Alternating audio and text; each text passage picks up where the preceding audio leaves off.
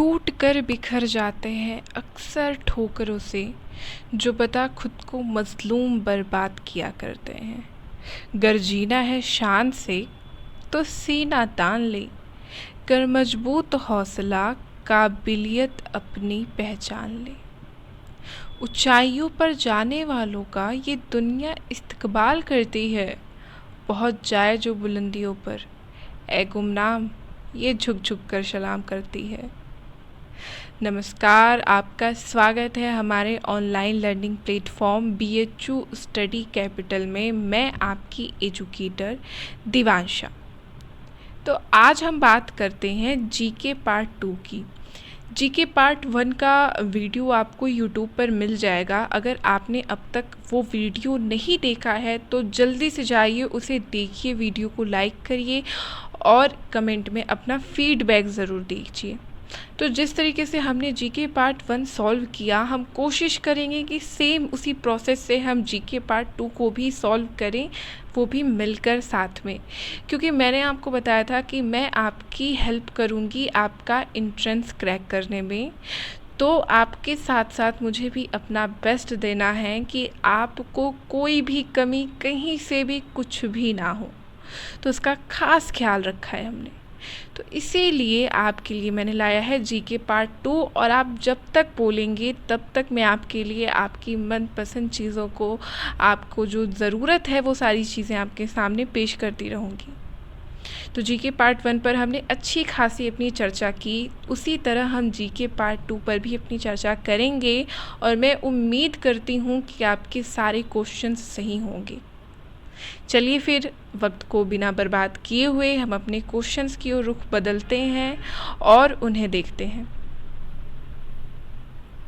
पहला क्वेश्चन आपके सामने कि आर्य भारत में सबसे पहले कहाँ बसे। तो आर्य शायद ही कोई ऐसा होगा, मुझे लगता है। अगर आप आर्य के बारे में नहीं जानते तो जल्दी से लूसेंट उठाइए या गूगल सर्च करिए। अगर नहीं कर पाते हैं तो फिर हम आपको बताते हैं कि आर्य क्या थे। आर्य को आप अपना पूर्वज मानिए। आर्य को बंदर मत समझिए। बंदर तो फिलहाल हमारे बहुत बड़े वाले पूर्वज हैं, बहुत पुराने वाले, लेकिन उनके बाद में आर्य से ही आपकी संस्कृति बनी है। आर्य जो चीज़ फॉलो करते थे, जो चीज़ वो लोग फॉलो करते थे, वही चीज़ ने हमने फॉलो की, और हाँ, आज हम आधुनिकीकरण में आ चुके हैं। तो आर्य को हम अपना पूर्वज मान सकते हैं। तो आर्य जब भारत में बसने के लिए आए, जब यहाँ पे रहने के लिए आए, किसी बाहरी जगह से वो आए रहने के लिए, और उन्होंने सोचा कि हम भारत में चलते हैं, हम इस जगह में रहेंगे। तो जब वो यहाँ पर आए तो उनको सबसे अच्छी जगह कौन सी लगी, और वो सबसे उन्होंने कहाँ रहना पसंद किया, वो जगह कौन सी थी। तो इसका उत्तर होगा ऑप्शन ए, सप्त सैंधव प्रदेश।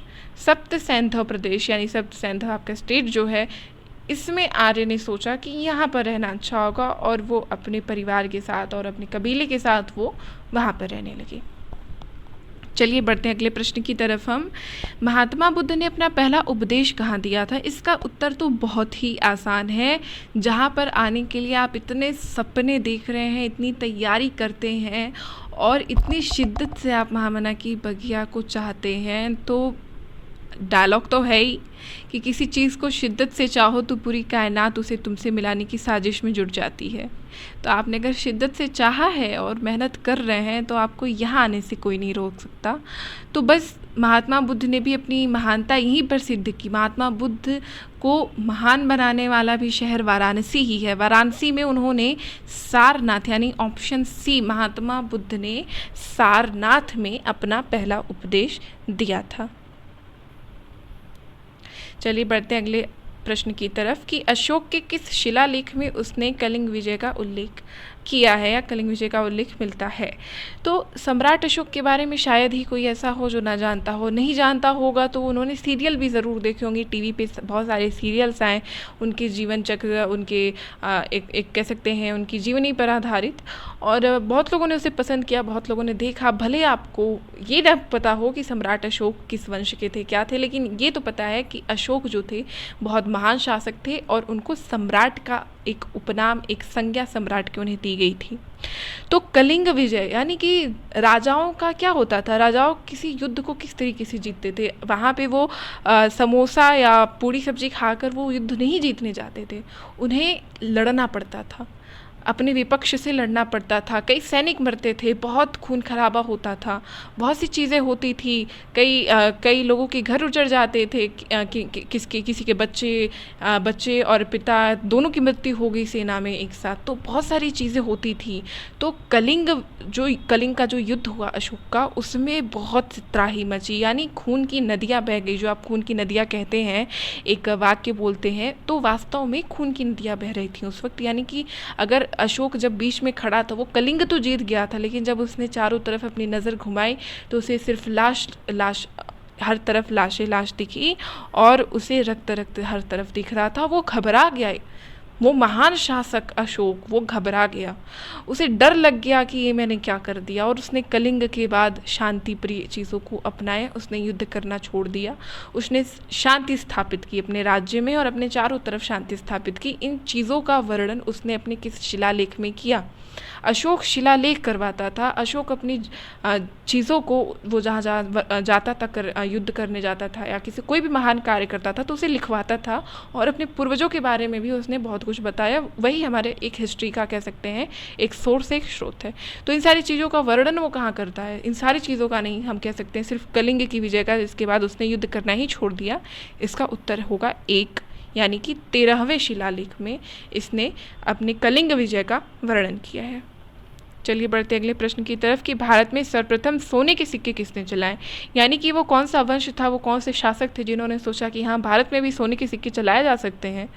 तो हमारे भारत में हमेशा कोई एक व्यक्ति प्रधान रहा है, अभी भी एक व्यक्ति प्रधान रहता है। तो उस वक्त राजा, यानी कि अभी तक ऐसी शासन सत्ता नहीं थी, तो उस वक्त कोई राजा होता था, कोई अलग अलग वंश होता था, या बाहरी लोग कभी कभी शासक हमारे ऊपर शासन करते थे। तो ऐसा कौन व्यक्ति था, व्यक्ति नहीं हम कह सकते हैं, ऐसा कौन सा वंश था, ऐसा कौन सा राजा था, ऐसा कौन सा शासक था जिसने सोचा कि भारत में भी सोने के सिक्के चलाए जा सकते हैं और व्यापार में हम इसका प्रयोग कर सकते हैं। तो वो था इंडो ग्रीक जो शासक थे, उन्होंने भारत में सर्वप्रथम सिक्कों को चलाया था। ठीक है, बढ़ते हैं अगले प्रश्न की तरफ कि किस गति के कारण पृथ्वी पर ऋतुएं होती हैं, यानी कि किस गति के कारण ये जो मौसम बदलते हैं, ठंडी, गर्मी और कभी कभी बरसात, और कभी कभी वो मौसम भी आ जाता है जब हल्की बरसात हो रही हो और थोड़ी गर्मी भी हो, थोड़ी ठंड भी हो, मतलब पसीना भी ना आ रहा हो लेकिन पंखे की ज़रूरत हो। समझ चुके होंगे आप कि हम क्या कहना चाहते हैं, और हाथ में आपके प्याज के पकौड़े हों और बगल में चाय या कॉफ़ी हो, हाय वो मौसम ही एक अलग होता है। आपके मुंह में पानी आ रहा है, कंट्रोल करके, अभी हम लोग पढ़ाई कर रहे हैं। पढ़ाई करने के बाद आप अपनी मम्मी से ज़रूर फरमाइश करिएगा अगर अच्छा मौसम होगा तो किस गति के कारण पृथ्वी पर ये ऋतुएं बदलती हैं, किस गति के कारण ये सारी चीज़ें पृथ्वी पे परिवर्तन में आती हैं, क्या चीज़ें हैं भाई। लोग कहेंगे ग्रेविटी, गलत होता है, या कहेंगे भाई घूम रही है, परिक्रमा कर रही है, गलत है। इसका सही उत्तर होता है, ये प्रश्न आपको पता होते हैं, ये सब कुछ आप जानते होते हैं, लेकिन आपको कंफ्यूज करने के लिए इसको घुमा के पूछा जाता है। तो इसका सही उत्तर होगा घूर्णन, यानी रोटेशन के कारण ये वेदर चेंज होता है और आपके हाथ में प्याज के पकौड़े और कॉफ़ी आती है और आप आराम से इसको एंजॉय करते हुए, टीवी देखते हुए खाते हैं और अपना व्हाट्सएप स्टेटस अपडेट करते रहते हैं। चलिए बढ़ते हैं अगले प्रश्न की तरफ कि दो अक्षांशों के बीच की दूरी कितनी होती है, यानी कि 2 लैटिट्यूड।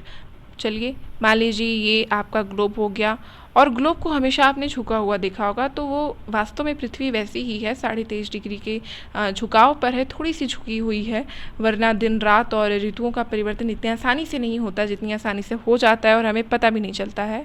तो अक्षांश क्या होता है, अक्षांश रेखाएं हम कह सकते हैं पूर्व से पश्चिम की ओर होती हैं, यानी कि ईस्ट टू वेस्ट ये होती हैं, और एक अक्षांश यानी इस लाइन से इस लाइन के बीच की डिस्टेंस क्या होती है।